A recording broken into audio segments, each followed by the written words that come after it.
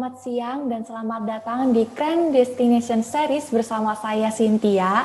Dan kali ini di tema hari ini kita akan membahas tentang future proof reopening the hospital industry. Oke, langsung kita mulai aja. Assalamualaikum warahmatullahi wabarakatuh. Salam sejahtera bagi kita semua. Shalom, Om Swastiastu, Namo Buddhaya, dan salam kebajikan. Selamat siang. Selamat datang di Grand Destination Series bersama saya, Cynthia Lorene, moderator untuk webinar hari ini sekaligus mewakili Grand Indonesia. Kali ini Grand melaksanakan seminar yang bertema Future Proof Reopening the Hospitality Industry. PSBB di tengah pandemi ini sangat menjatuhkan industri perhotelan, sebab industri hotel sangat bergantung pada aktivitas dan pergerakan orang. Sebagaimana industri pariwisata dan beberapa usaha yang mengandalkan alat transportasi jarak jauh, ketika PSBB menuntut untuk membatasi kegiatan, saat itu pula usaha di bidang perhotelan terkena dampak buruknya. Pengelola hotel tentu mempersiapkan diri dalam menyambut masa new normal. Pasca PSBB, upaya umum yang dapat dilakukan antara lain menerapkan sanitasi dengan penyemprotan disinfektan otomatis dan meminta saran dari ahli kesehatan mengenai rancangan protokol kesehatan terbaru. Kedua strategi tersebut tentu merupakan hal yang lumrah untuk diterapkan di setiap perusahaan sebab orang-orang yang akan datang, baik karyawan maupun pengunjung, telah melakukan perjalanan sebelumnya. Maka upaya yang telah disebutkan dapat dijadikan pencegahan terhadap apa yang telah mereka bawa dari luar gedung. Seluruh aspek ini akan dibahas tentunya dalam Grand Destination Series yang bertajuk Future Proof Reopening the Hospitality Industry. Senang sekali tentunya sudah hadir bersama kita beberapa panelis dari berbagai pihak. Untuk itu sebelum masuk ke sesi presentasi, izinkan saya ingin menyapa satu persatu para panelis kita pada hari ini. Yang pertama saya ingin menyapa Bapak Reja Bovir, selaku General Manager Hotel Hantika, Kelapa Gading. Wow, dekat rumah saya ya. Selamat siang Pak Reja, apa kabar? Selamat siang Mbak Cynthia, sehat, apa kabar juga Mbak, salam kenal. Baik, kalau kayak gitu saya ingin lanjut menyapa panelis lainnya ya Pak. Yang kedua ada Ibu Tria Filiasanti selaku Head of Marketing Communication Trans Studio Bandung. Halo siang Bu Tria, apa kabarnya Bu? Baik. Terima kasih Mbak Cynthia untuk waktunya. Iya, terima kasih kembali Bu sudah menyempatkan waktunya untuk hari ini. Dan panelis terakhir kita yaitu ada Bapak Niko Wicaksono selaku Director of Marketing Communication dari Sari Pacific Jakarta. Untuk itu saya ingin menyapa dulu untuk Pak Niko, apa kabarnya Pak? Alhamdulillah, baik, terima kasih. Selamat siang semuanya. Iya, selamat datang ya Pak Niko. Di sesi panel discussion ini, saya akan mencoba memberikan beberapa pertanyaan seputar topik tentunya. Langsung aja kita masuk saja ke pertanyaannya.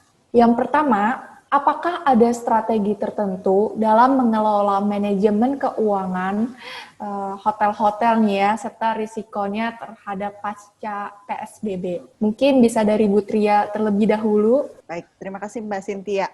Ya. Kalau terkait keuangan ya, tentunya memang ketika normal baru ini, mengelola keuangan juga baru ya, bukan seperti yang sebelumnya.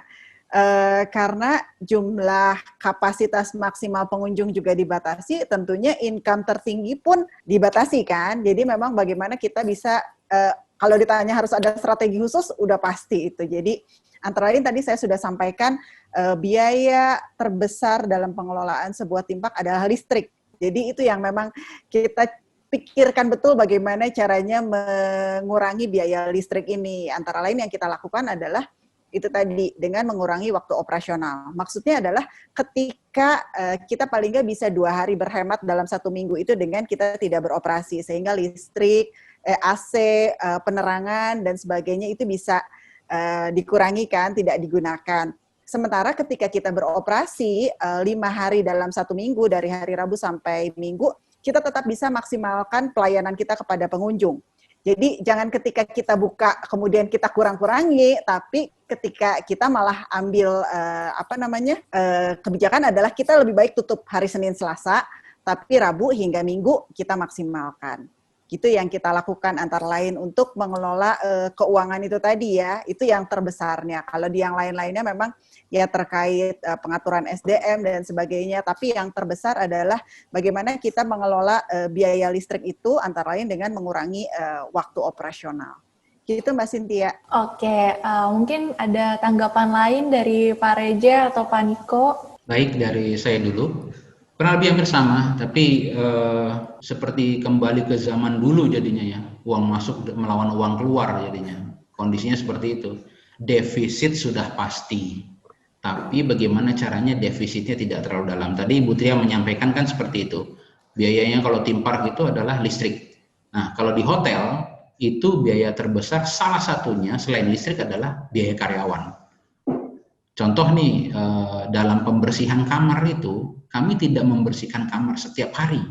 Tapi kalau misalkan dia check-in-nya 3 hari, di hari ketiga, seperti itu. Check-in cuma 1 hari, nggak usah di make up atau dibersihkan. Check-in 2 hari, nggak usah.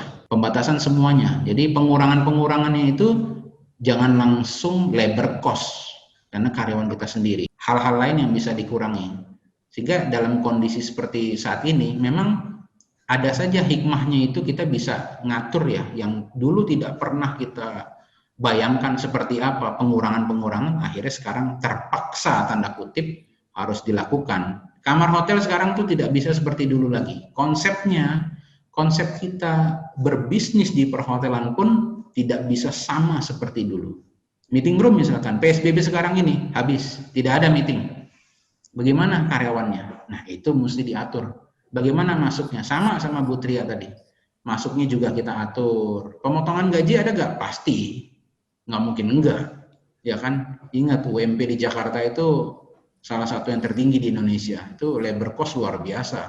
Tapi gimana caranya karyawan masih bisa bertahan seperti itu. Demikian dari saya. Baik, kalau dari Pak Niko, Pak ada tanggapan? Bukan tanggapan, mungkin hanya menambahkan. Jadi Oke. lebih menggarisbawahi sih. Yang pasti untuk expense itu harus kita tekan semaksimal mungkin. Kalau dari sisi marketing kan biasanya yang paling banyak itu adalah cetak-cetak. Kemudian untuk flyer, untuk keperluan sales ketika mereka sales call, semuanya itu kita ganti secara digitalisasi. Masuk yang tadi sempat saya sampaikan juga adalah menu, itu one of the I think it's good idea. We also need to teach the customers that everything right now is online. Jadi ketika ada menu baru atau ada promosi yang baru, we're not longer print it, but we just post it on digital platform atau social media. It's easy for them to access. Ya, memang akan ada kemungkinan it can be brought by the guest or seen anywhere, but it's okay. Di era yang seperti sekarang ini, era online, era keterbukaan, mau nggak mau, that's part of the risk we have to take. So everything can be seen, everything can be open. Jadi catatannya adalah ya penekanannya di expense, terutama untuk yang di marketing adalah biaya-biaya cetak. Itu semuanya kita turunkan, kita drop, diganti dengan digitalisasi. Baik, terima kasih. Untuk pertanyaan selanjutnya, apakah ada rancangan terbaru dalam menerapkan protokol kesehatan selain yang sudah dilakukan sebelumnya? Mungkin bisa dimulai dari Bu Tria. Jadi kalau bicara penerapan protokol kesehatan yang sudah ada sebelumnya, tentunya selama ini yang kita fokus adalah protokol keselamatan terutama ya kalau kita bicara dalam industri theme park. Tapi ketika kita buka kembali dalam normal baru ini, tentunya hal-hal yang terkait hygiene ini yang kita utamakan. Jadi seperti misalnya kita rancangan terbaru penerapan bagaimana penyemprotan desinfektan, bagaimana antara loading dan unloading customer, kemudian kita melakukan pembersihan wahana yang ini seperti apa, wahana yang seperti ini seperti apa. Dan juga mungkin bisa disampaikan, tadi saya belum sampaikan, ketika kita buka memang masih ada beberapa wahana yang memang secara protokol kesehatan nggak memungkinkan untuk kita buka, seperti area mandi bola. Karena di sini buat kita membersihkannya pun sangat sulit, kita nggak bisa menjamin bahwa bola yang sudah dipegang oleh anak A, kemudian ya pasti dipegang oleh anak B gitu kan. Jadi dengan alasan kesehatan kita tutup 2 wahana yang memang secara protokol tidak memungkinkan. Karena kalau kita buat rancangan penerapan bagaimana protokolnya atau bagaimana pembersihannya itu tidak memungkinkan dalam kondisi saat ini. Jadi lebih baik untuk keamanan, kesehatan, dan keselamatan bersama kita tutup wahana tersebut. Namun untuk yang lain-lainnya kita buat. Dan yang kalau kita lihat penerapan yang baru juga adalah menjaga antrian. Ini satu terutama yang memang sebelumnya nggak kita terapkan adalah menjaga antrian customer menyaksikan parade. Mungkin kalau Bapak Ibu pernah lihat gitu kan parade di Disneyland gitu kan, orang memang berdesak-desakan, begitupun dengan di Trans Studio. Jadi customer biasanya menyaksikan parade itu dengan duduk di lantai, kemudian nonton sama-sama. Dan ketika adegan sudah mau finale, customer sama-sama menuju ke panggung amphitheater untuk menyaksikan acara final show-nya, kurang lebih seperti itu. Nah, tapi yang sekarang kita rubah. Jadi memang paradenya pun kita rubah. Gimana caranya supaya customer itu nggak bergerak. Jadi customer tetap diam di tempatnya. Kita rubah koreografi paradenya supaya customer di tempatnya sendiri pun tetap bisa menikmati parade.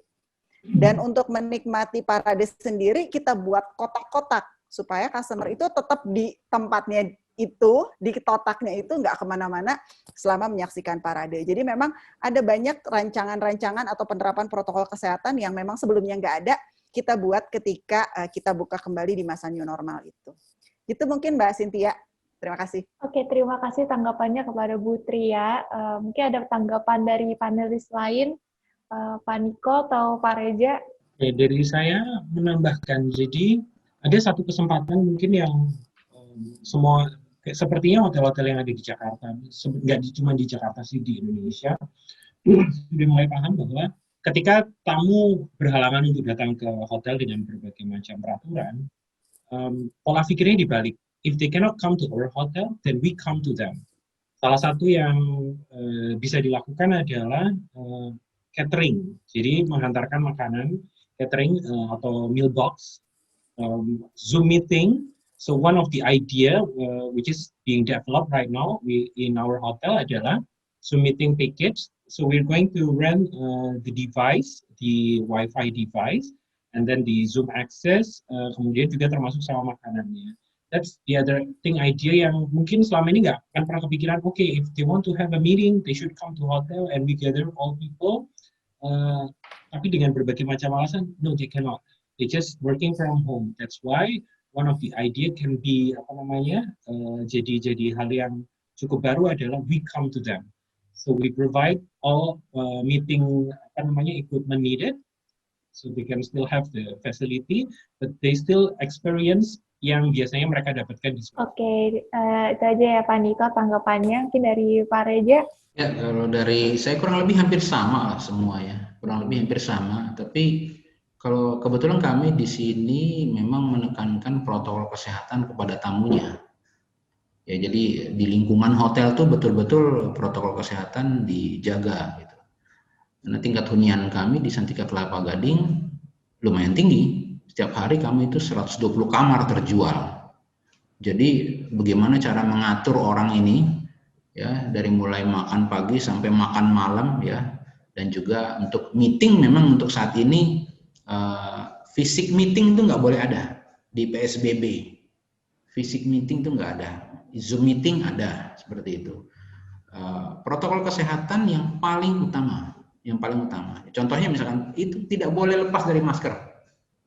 Tidak bisa itu lepas dari masker. Jadi jaga jarak ini segala macam itu hampir sama semuanya.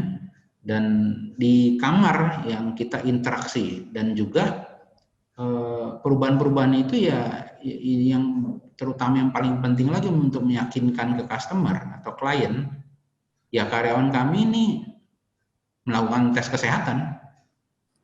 Kemarin baru juga dilakukan itu di kami ini.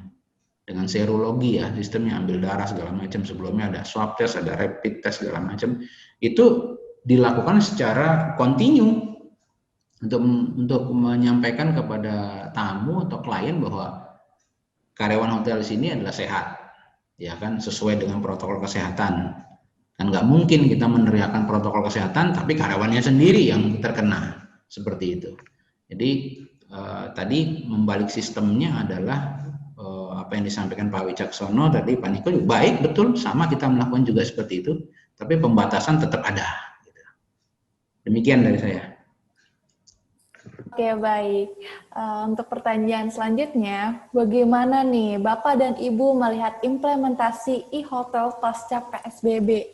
Seberapa besar nih pengaruhnya terhadap peningkatan jumlah pengunjung di era new normal? Mungkin bisa diawali oleh Pak Niko. Untuk e-hotel yang pasti, ya, I think everyone has started to experience, everyone has started to implement it. Mau nggak mau, itu menjadi satu pilihan. Itu belum hal yang biasa, tapi harus menjadi hal yang biasa juga. So how do I say it? Because it's a new normal.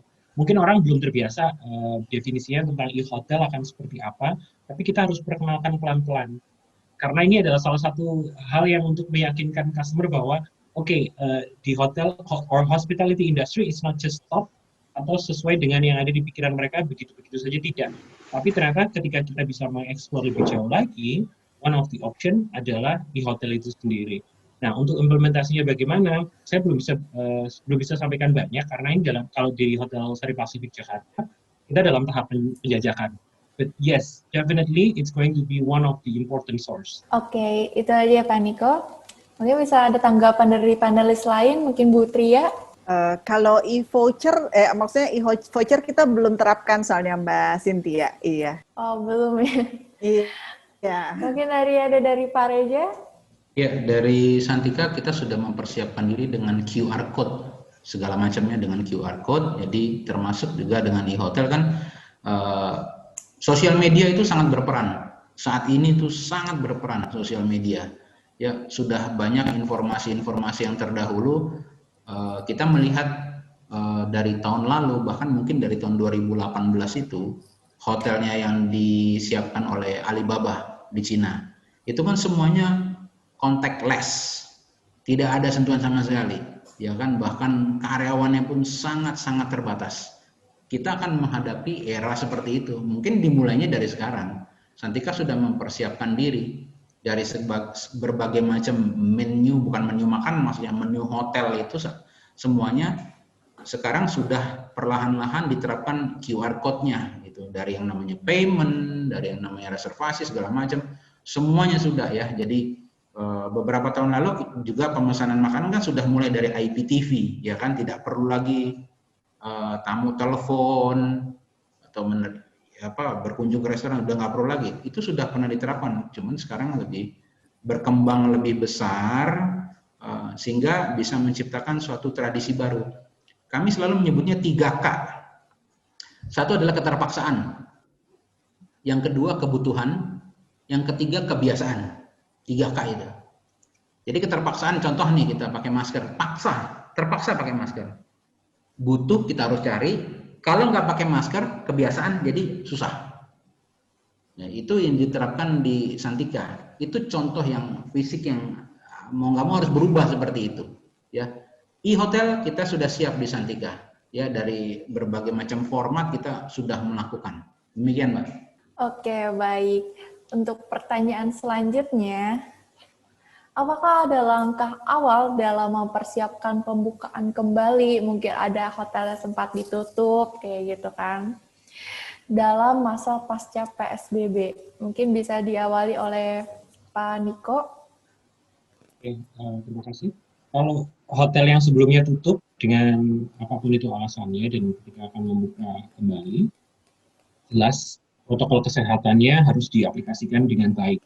Jadi ketika mobil tamu itu masuk ke area hotel, kemudian tamu itu turun dari mobil, masuk ke area lobby, kemudian ke reception, ke kamar, kemudian untuk pemilihan dining, penggunaan recreational facilities, itu harus diperhatikan. Signage untuk mengingatkan tamu. Because sometimes we cannot say again kalau tamu itu adalah raja. Sometimes it takes time to remind them bahwa in this new normal era, ini adalah hal normal yang baru. Ini adalah hal yang udah jadi biasa. If you don't follow the protocols, tidak hanya membahayakan diri sendiri, tapi juga membahayakan orang lain. Jadi kalau untuk hotel ingin buka kembali, pastikan bahwa pengaplikasian dari new normal atau health safety protocols itu disiapkan dengan benar-benar. Otherwise itu cuma akan mencederai atau memperburuk situasi yang ada. Oke, baik. Mungkin ada tanggapan dari panelis lain, seperti Bu Tria. Baik, terima kasih Mbak Cynthia. Iya. Sama sih seperti yang disampaikan oleh Pak Niko, intinya memang penerapan protokol kesehatan itu tadi. Dan juga yang memang bolak-balik kita harus refresh terus adalah bahwa yang bertemu dengan customer adalah ya kita sendiri gitu kan. Maksudnya kita sendiri sebagai karyawan bertemu langsung dengan customer. Jadi tentunya kita sendiri juga harus betul-betul paham juga bagaimana untuk menjaga penerapan protokol kesehatan itu sendiri gitu. Jadi kalau misalnya kita sudah pasang signage, jangan lupa pakai masker, tapi ketika customer nggak pakai masker, ya udah pasti itu memang sesuatu yang perlu kita ingatkan kembali gitu. Jadi memang ketika kita reopening, selain hal-hal yang sudah kita persiapkan tadi, kesiapan secara fasilitas fisik yang kita punya, kemudian SDM-nya sendiri, kemudian protokol itu menjadi budaya. Berikutnya adalah penerapan protokolnya sendiri gitu kan. Kita pastikan bahwa protokol itu memang diterapkan dalam arti bukan cuman oh ya udah tahu, oh ya udah dibersihin gitu kan. Tapi kadang karena kita handle customer, kita juga pastikan customer juga mengikuti atau menerapkan protokol tadi. Mereka pakai masker, mereka mau jaga jarak gitu. Jadi kalau misalnya terutama nih kalau di Trans Studio tuh sesudah show, customer tuh biasanya kan bubar dulu nih karena mau nonton show. Tapi kemudian mereka berbondong-bondong atau maksudnya buru-buru buat masuk lagi ke dalam wahana yang mereka ingin tuju gitu. Nah biasanya itu PR ya buat kita, buat petugas untuk memastikan mereka tetap jaga jarak gitu kan. Jadi memang perlu leadership yang kuat di sini buat memastikan bahwa Bapak Ibu, adik-adik, Mbak, Mas, tolong jaga jarak, mundur-mundur, bagi barisannya, kurang lebihnya seperti itu supaya mereka nggak dempet-dempetan gitu. Jadi memang kalau kita bicara reopening, tentunya adalah nomor satu, kita berada dalam kondisi new normal, protokol kesehatan yang perlu kita perhatikan betul. Begitu Mbak Cynthia. Oke, baik. Terima kasih jawabannya Bu Tria. Mungkin ada tanggapan dari Pak Reza? Baik, makasih. Tadi kan membicarakan strateginya ya. Jadi sekarang juga harus dipikirkan bahwa kondisinya beda dengan yang normal. Beda sama sekali. Ya kan, otomatis sekarang nih harga hotel segala macam itu murah. Ya kan? Bagaimana caranya kita harus tetap bisa survive? Korbankan dulu profitnya. Sacrifice the profit. Ya kan? Yang penting kita masih ada untung. Dulu mungkin untungnya 50-60% itu udah nggak bisa lagi. Karena kan berdampak kepada kamar dan situasi di hotel. Kamar contohnya kan beberapa peralatan itu kan dikurangi. Kan ada pepatah, ada harga, ada rupa. Jadi kita kurangi dulu. Keuntungan kita tuh demi kita bisa bertahan itu kita kurangi. Otomatis nanti juga merubah segmentasi pasarnya. Segmentasi pasar, misalkan Santika yang ada di seluruh Indonesia, dominan pasarnya, segmentasinya adalah market lokal. Kalau di luar daerah, marketnya adalah dari Jakarta. Bagaimana caranya di daerah itu mau market dari Jakarta? Nah, penerbangannya aja ditutup, kan seperti itu, ya kan? Nah, sekarang yang di Jakarta bagaimana? Yang di Jakarta adalah market paling besar adalah kalau di kami corporate. Bagaimana corporate yang mau ada? Kantornya aja tutup, kan begitu. Kelapa Gading ini kan daerah Sunter. Saya sebut ya, misalkan ada Toyota Astra, pabriknya kan tutup. Bagaimana kita mendapatkan tamu? Harus dirubah market itu. Tidak lagi melihat ke satu corporate yang seperti itu.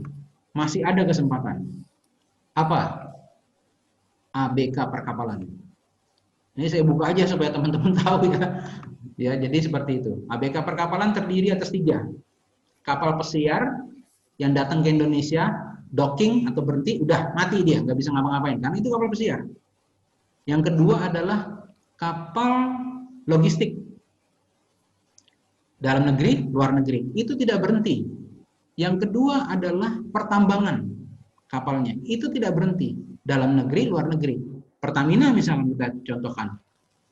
Itu tetap mensuplai BBM ke seluruh Indonesia 24 jam. Tidak ada berhentinya. Ini salah satu market yang dituju. Kalau di hotel, itu saya mencontohkan seperti itu. Karena kalau mau menerapkan seperti market yang terdahulu dengan corporate, kita biasa berkunjung ke klien ini itu, nggak ada orang, kantornya kan tutup semua. Bagaimana mau mendapatkan tamu? Kantornya tutup semua, pabrik itu tutup semua. Pabrik mobil di Sunter itu baru berproduksi kemarin. Kenapa PSBB lagi? Berhenti lagi. Tamunya dari mana? Ya kan? Toyota, tamunya dari Jepang. Ada nggak yang nginep? Nggak ada. Indonesia kan di lockdown sama 59 negara. Nggak bisa. Jadi itu mesti kita atur sedemikian rupa supaya merubah segmentasi pasarnya, merubah supaya kita masih bisa tetap bertahan. Makanya untungnya juga nggak usah gede-gede, manajemennya nggak usah terlalu ngotot gitu. Untungnya disamain pada saat zaman normal, ya nggak bisa.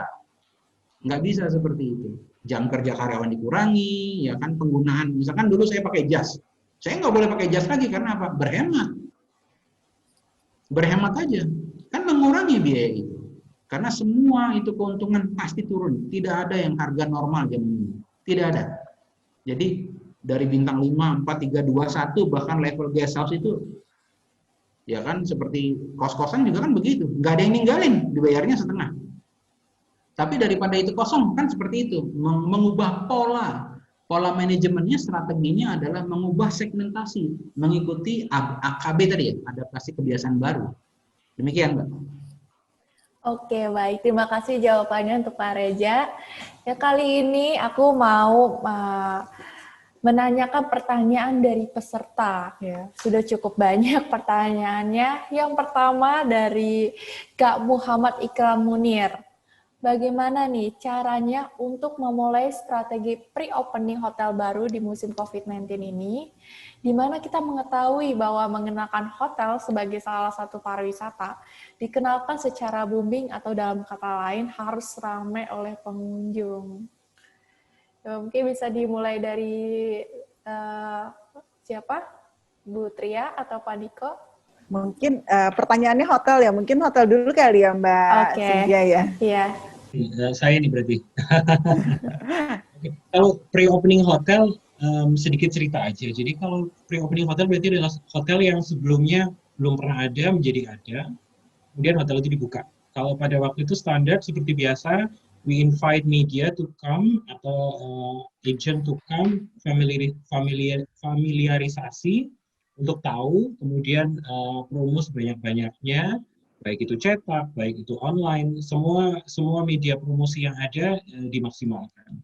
Tapi untuk opening hotel yang baru aja buka di situasi yang seperti sekarang ini, tentu polanya akan berbeda. Familiarisasi, kita tidak bisa mengumpulkan orang untuk having a party atau celebration, duduk di satu ruangan, menyaksikan pidato pembukaan, and then attending the meeting, attend the presentation, and so on and so forth.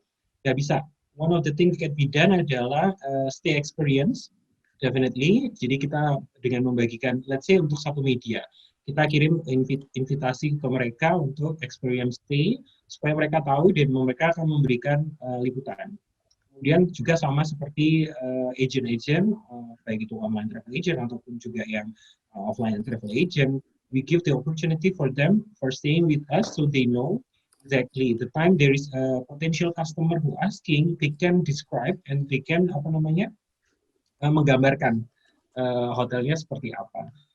Lagi-lagi yang ketiga adalah sarana media sosial atau sarana, it's not only social media but also kalau yang sekarang I mentioned the brand kayak misalkan Google Ads maximizing, kemudian GDN juga di maximizing, segala macam yang berbobot online. Karena 2020 semakin ke depan semua orang it's easy just to find information through that finger. Mereka suka, they just need to scroll up or scroll down, they like, they click. All the information yang seperti itu yang berkaitan dengan online harus dimaksimalkan. Sukses atau tidak, itu akan kita lihat lagi. Apakah dari unique selling point hotel itu sendiri. Location, facility offered, kemudian sama service that they're going to experience during their stay. Itu dari saya. Terima kasih. Oke, baik. Terima kasih atas jawabannya, Pak Niko. Mungkin ada tanggapan dari Pak Reza? Baik, tanggapannya di saat sekarang ini memang sosial media yang paling berperan. Dan juga untuk hotel yang reopening di saat pandemi ya, bukan opening dari awal. Reopening di saat pandemi adalah menyusun kembali strategi, kliennya siapa aja, diinventarisir, mana yang masih buka, mana yang sudah tidak buka lagi, mana yang kemungkinan masih bisa berkomunikasi, semuanya dilakukan secara online. Jadi menyisir semua klien-klien yang ada dan mencoba dengan tanda kutip klien baru yang tadi saya sampaikan, BK perkapalan, segala macam yang dulu tuh tidak pernah ada. Ya, dulu itu tidak pernah ada. Musim pandemi ini selesai, ABK perkapalan tidak ada. Nah, itu juga harus kita persiapkan strategi di masa mendatang. Apabila pandemi selesai, jangan-jangan hotel kita nggak ada yang check-in nih tamu-tamu, ya kan? Seperti itu, karena kita terlalu fokus kepada satu klien. Tidak bisa, kita sisir semua klien dari A sampai Z.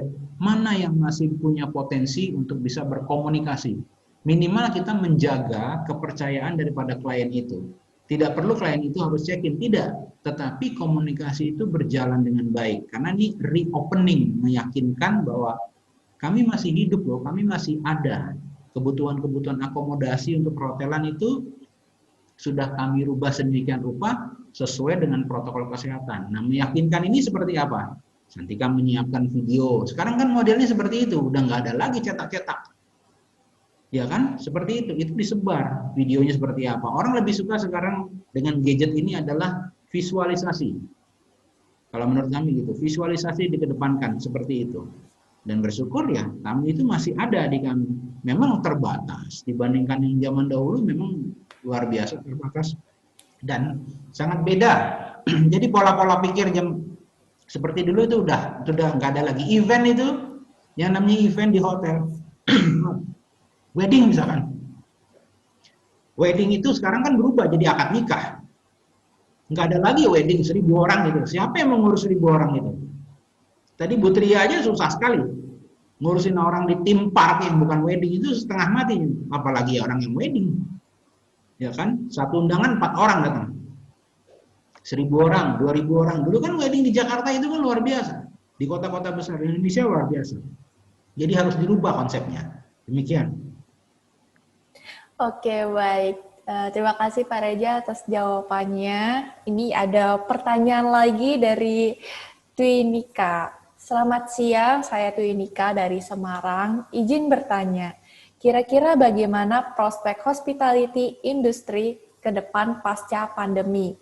Seberapa berpengaruhnya branding atau brand image yang berkolaborasi antara PHRI dengan instansi atau asosiasi dinas maupun kementerian dalam mendongkrak okupansi hospitality industry seperti yang kita ketahui di masa pandemi seperti ini. Mungkin ada tanggapan dari panelis lain? Boleh saya sampaikan mungkin ya Mbak Cynthia ya. Iya. Jadi kalau kita bicara kolaborasi, intinya ketika kondisi pandemi ini kita nggak bisa berjalan sendirian. Saya rasa sama kayak kita perang. Ini perang dalam kondisi sesuatu yang baru ya. Perang, medan perangnya benar-benar baru. Kita nggak tahu seperti apa. Tadi Pak Reza sempat sampaikan bahwa nggak ada yang tahu gimana mengatasi pandemi ini. Gimana caranya kita menghandle pandemi ini. Ini perang yang baru. Jadi memang kita nggak bisa sendirian. Jadi memang harus bareng-bareng. Seperti misalnya kalau Transstudio sendiri, kita nggak bisa jualan tiket sendiri. Kita memang gandeng partner kita, hotel misalnya. Gimana kita bikin package-package supaya memang orang mau bermain, tapi juga ada benefit yang lainnya, misalnya menginap gitu. Jadi memang nggak bisa sendirian. Begitupun dengan asosiasi. Transstudio Bandung sendiri juga memang berkolaborasi atau maksudnya terus berpartner lah dengan Dinas Pariwisata juga. Gimana caranya supaya kita bisa berkembang sama-sama mengatasi masalah pariwisata yang sulit ini gitu kan. Jadi kalau kebetulan kalau Transstudio Bandung sendiri, kita bisa bilang kalau Bandung itu kotanya sendiri destinasi. Orang memang datang ke Bandung untuk piknik lah ya, untuk liburan. Beda mungkin dengan Jakarta. Kalau Jakarta kan mungkin teman-teman yang di hotel tujuannya ke hotel mungkin lebih ke untuk urusan bisnis atau pekerjaan. Berbeda dengan Bandung.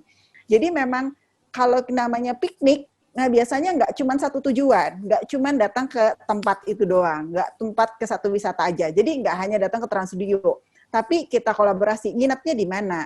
nanti dia ke tempat lainnya yang mana, makannya di mana gitu kan. Jadi memang kalau kita bicara ini memang masa sulit. Menghadapi pandemi ini harus seperti apa? Tentunya memang kolaborasi merupakan hal yang paling utama.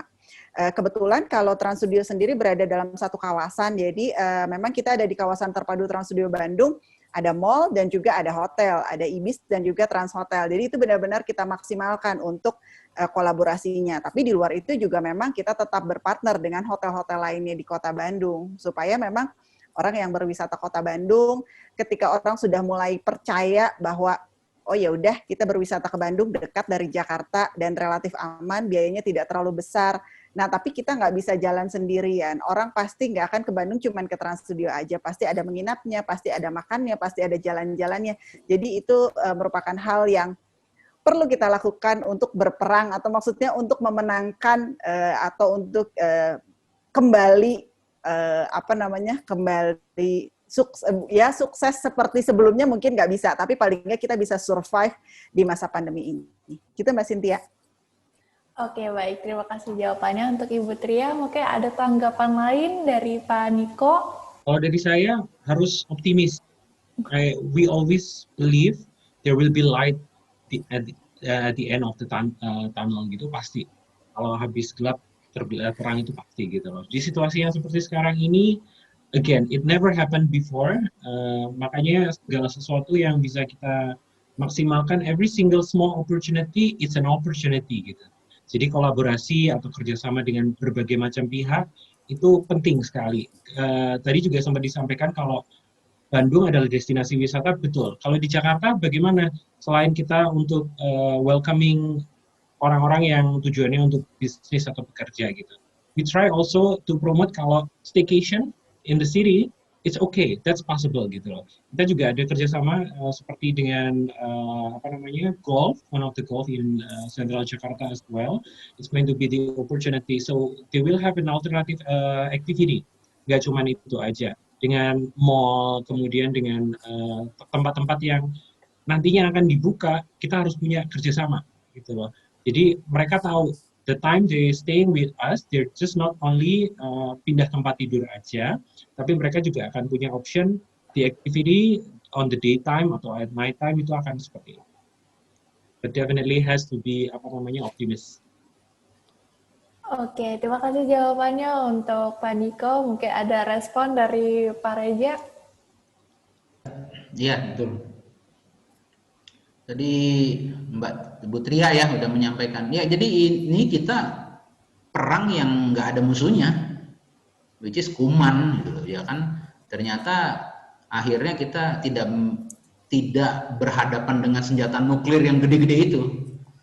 Ternyata kita takut sama kuman sendiri gitu, hilang gitu ya, yang kita nggak jelas mana musuh kita siapa seperti itu. Tapi tadi Pak Niko sampaikan kan kita optimis bahwa itu akan ada. Tetap kita mengubah pola hidup ya kan, termasuk juga dalam berbisnis dirubah semua. Ya tadi saya sampaikan konser musik, wedding yang besar-besar itu lupakan untuk saat ini. Kita nggak bakalan tahu sampai kapan pandemi ini berakhir. Kalau di negeri kita kan ini kan bolak-balik aja. Nanti merah sana, orange sini, merah sana, hitam sini, hijau sini. Itu aja berkutat-kutat ini, nggak bakalan kelar-kelar gitu, nggak selesai-selesai gitu.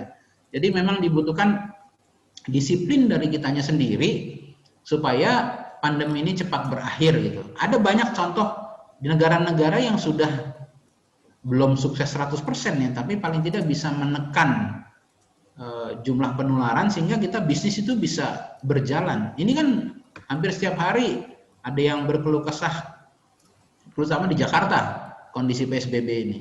Mana lebih penting, kesehatan atau ekonomi? Ya ini mah sama aja telur sama ayam, ya kan? Di saat bilangnya ekonomi lebih penting, tapi kalau Anda mati gimana? Ya sama aja kan begitu. Ya dua-duanya sama-sama pentingnya. Contohnya di mana? Ya disiplin. Coba aja kita ngelihat Jakarta. Jangan melihat Jakarta di tengah ya, ke pinggir sana. Disiplin itu harus ada. Masih banyak banget warga kita yang tidak disiplin. Ya kan masih banyak sekali. Di daerah-daerah Jakarta sesungguhnya tuh masih orang yang tidak percaya dengan adanya COVID, masih banyak seperti itu, kondisi-kondisi itu. Jadi agak sulit walau bukan pesimis ya. Jadi kitanya harus optimis bahwa pandemi ini akan selesai, tapi harus didukung dengan mental kita yang disiplin. Kalau nggak bakalan kelar-kelar ini. Akan begini-begini aja. Waktu awal PSBB itu kita terbengong-bengong melihat yang namanya Iran sama Itali, sama Jerman, Spanyol, ya kan? 3.000, 2.000. Sekarang di Jakarta 4.000, di Indonesia 4.000 setiap hari. Dulu kan update status paling teman-teman gitu. Break record 700, 500. Sekarang siapa yang mau update status Indonesia 4.300 per hari? Nggak ada. Karena sekarang saatnya di kita. Kalau kitanya diri kita sendiri itu kita nggak pernah disiplin, pandemi ini tidak akan pernah berakhir. Ya, demikian. Iya, terima kasih jawabannya untuk Pak Reja. Semoga COVID ini cepat berakhir ya. Oke, kalau begitu kita akhiri sesi panel discussion-nya pada hari ini, tapi kita akan memberi kesempatan nih pada panelisnya untuk memberikan closing statement untuk tema hari ini. Mungkin bisa dimulai dari Ibu Tria terlebih dahulu. Terima kasih banyak Mbak Cynthia dan juga para partisipan dalam Tehminat pada hari ini. Mungkin closing statement-nya saya sampaikan atau mengkaitkan dengan pertanyaan tadi, bahwa memang tantangannya ada, tapi peluangnya juga ada. Jadi maksudnya tantangannya adalah memang beberapa pasar menjadi tidak dapat kita jangkau kembali seperti corporate dan education tadi. Tapi peluangnya ada. Bagaimana kita memaksimalkan local market.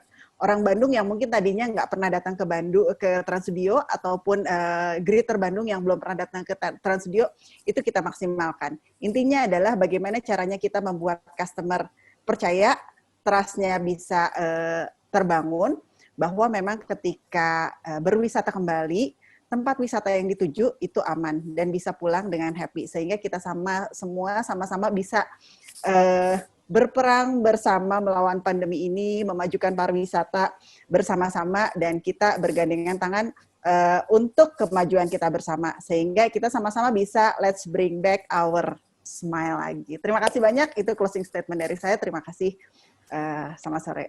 Oke, baik. Terima kasih untuk Bu Tria. Mungkin selanjutnya kepada Pak Niko.